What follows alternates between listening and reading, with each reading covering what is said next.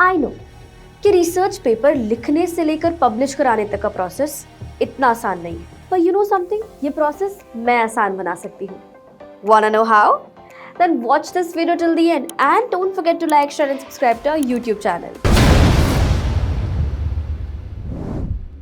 अपने पेपर को लिखने और पब्लिश कराने के लिए आपको बस कुछ सिंपल स्टेप्स को फॉलो करना है। सबसे पहला स्टेप है अपने रिसर्च को अच्छे से रेडी करना by writing clear logical arguments supported by evidence.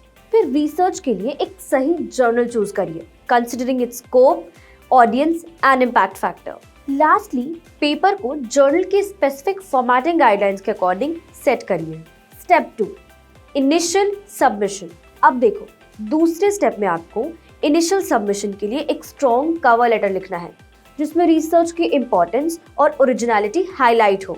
अक्सर जर्नल्स के ऑनलाइन सबमिशन सिस्टम्स होते हैं जहां आपको अपने पेपर के साथ फिगर्स, टेबल्स और रिक्वायर्ड डिक्लेरेशंस अपलोड करनी होती है।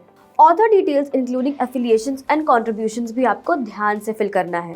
Step 3, peer review process. अब आता है सबसे crucial step, peer review process, जिसमें एडिटर पहले आपका पेपर इवैल्यूएट करेगा और अगर उसे आपका पेपर पसंद आता है तो वो पीयर रिव्यू के लिए जाएगा, जहां एक्सपर्ट्स इसकी क्वालिटी, ओरिजिनलिटी और वैलिडिटी चेक करेंगे। ये प्रोसेस कुछ हफ्तों और महीने ले सकता है। फिर आपको रिव्यूअर्स फीडबैक मिलेगा जिसमें रिविजन्स सजेस्टेड हो सकते हैं। Step 4, revisions.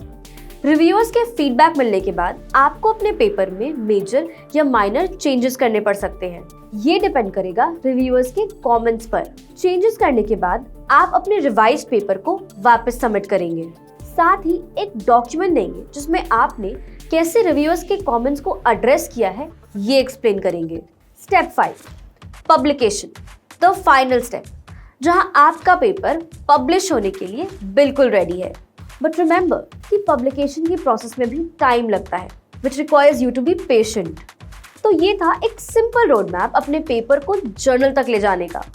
But always remember कि रिजेक्शंस आने पर भी हार नहीं मानना है और अपने फीडबैक से सीखना है। And with that, I hope you found this video helpful. So follow us for more such videos and don't forget to like, share and subscribe to our YouTube channel and drop your views in the comment section. Thank you for watching.